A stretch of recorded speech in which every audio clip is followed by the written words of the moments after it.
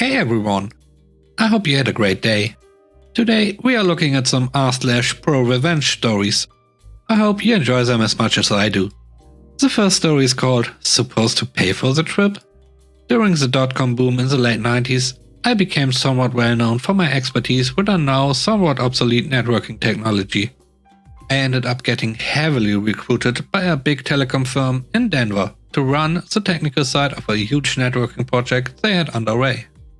After multiple phone interviews, I was invited out for the big in-person sit-down.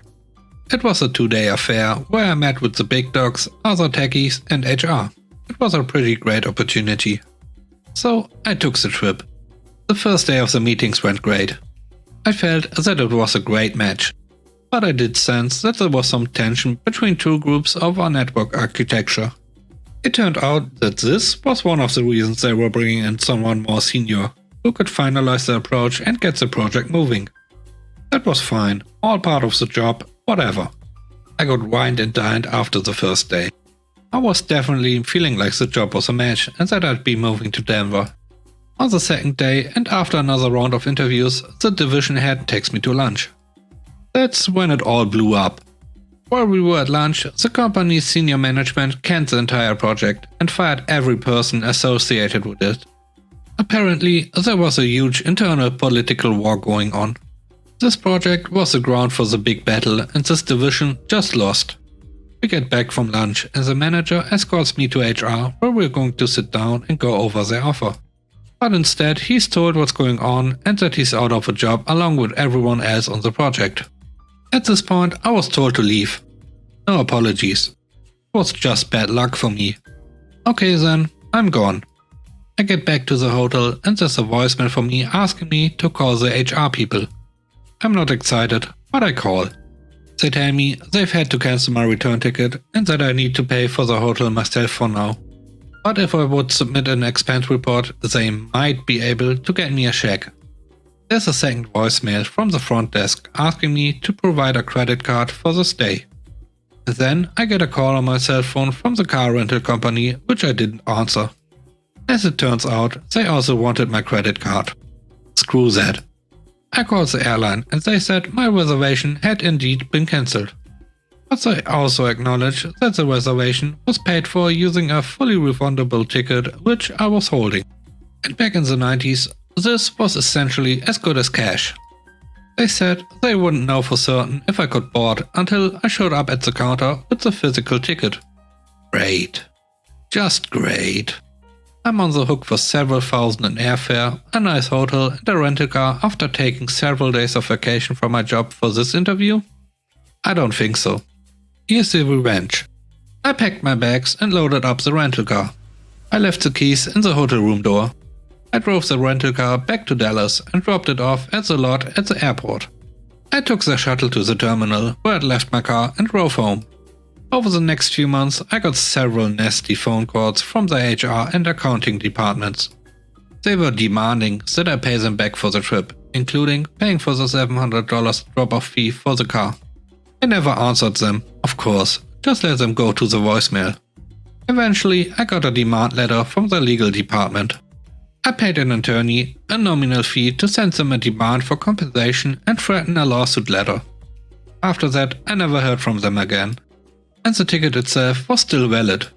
I ended up selling it to a friend at a big discount and he was able to use it.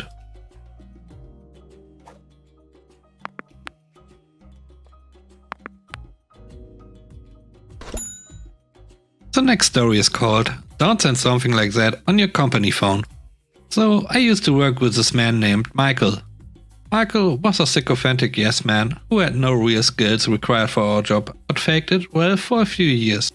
When I was hired, Michael was the regional manager. He was very friendly to me in the days leading up to me joining. But apparently he told all of the employees that I was only hired to come in and clean house, and that I was not to be trusted and that everyone should go to only him for everything. It took me a few months for people to realize that I wasn't the monster he set me up to be and that I was there to help. Once the employees knew I wasn't a bad guy, they came to me for everything. Michael did not like this. Skip forward a few years. There's been some pettiness and some clashing, but Michael and I are at a point where we can work together civilly and generally stay out of each other's way. Unbeknownst to me, Michael was very much not doing his job, and the company decided to hire someone to replace him, Charles. However, because my company believes in second chances, Michael was allowed to step down to a lesser role. Charles came in, he and I clicked right away, and Michael faded into the background. Now Michael's wife was not very impressed with this demotion. Some bad things went down, fights were had, and finally a divorce was announced. Michael decided that at the ripe old age of 45 he was going to jump right into the online dating world. He had a new date every 2 or 3 days, and he was constantly bragging about the girls he was going out with. But he never seemed to realize that he only ever had first dates. No one apparently wanted a second. During this time, Michael apparently met a girl on Plenty of Fish. They hadn't met, but were talking and flirting all day every day. After about 2 weeks of this girl, Michael started complaining about money. He'd be on the phone with some company or another paying a late bill or setting up a payment plan. He would ask constantly if we could order pizza for one of the teams and then eat that. And he started looking pretty bedraggled. One of Michael's female friends from work started complaining to me that Michael was always asking her for money. When I asked why, she said Michael was sending money and paying bills for this Plenty of Fish girl. I was a little surprised.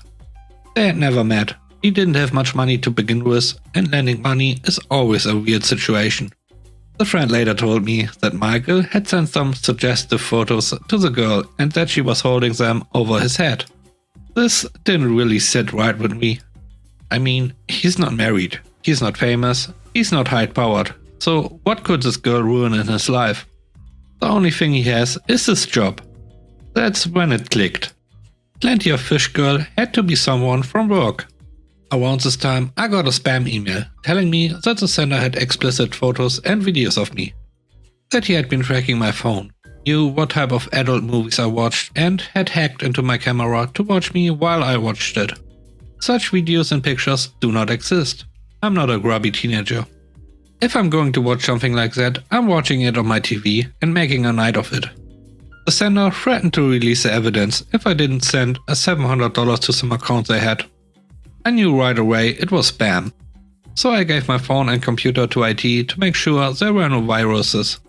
And after getting the all clear, I decided to have some fun. I went into Michael's office, which he shared with 2 other managers, and shut the door. I told them that I was really freaked out that someone was blackmailing me and I didn't know what to do. I gave Michael my phone so he could read the email and his face turned white. He looks up at me, eyes wide, and whispers, "Oh my god, you too?" I asked what he was talking about and he told me that someone had stolen pictures from his phone and was threatening him. And that he already sent them money. I kept a straight face and said, "Oh my god, that's horrible. You should give your phone and your computer to IT to see if it's a virus and if they can track anything down." The man jumped right up. He bolted into IT, told them he thought he had a virus on his phone and handed it over. I nearly died from laughing. Over that weekend, we received an email asking us to bring any company-issued phones or computers for an antivirus update. I didn't think much of it, made sure I had my stuff and reported to work on Monday morning. When I went to turn in my stuff, my manager laughed and said it wasn't necessary. I asked why. Apparently, the email had been a ruse so that Michael would bring in his equipment.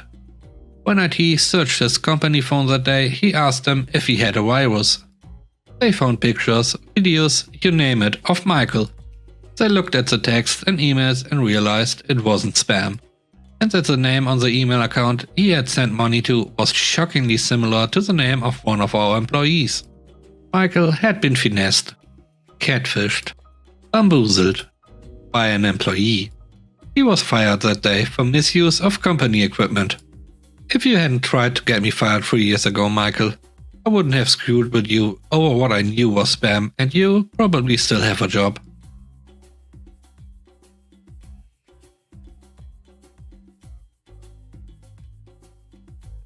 The last story is called "You Fire Me For That?"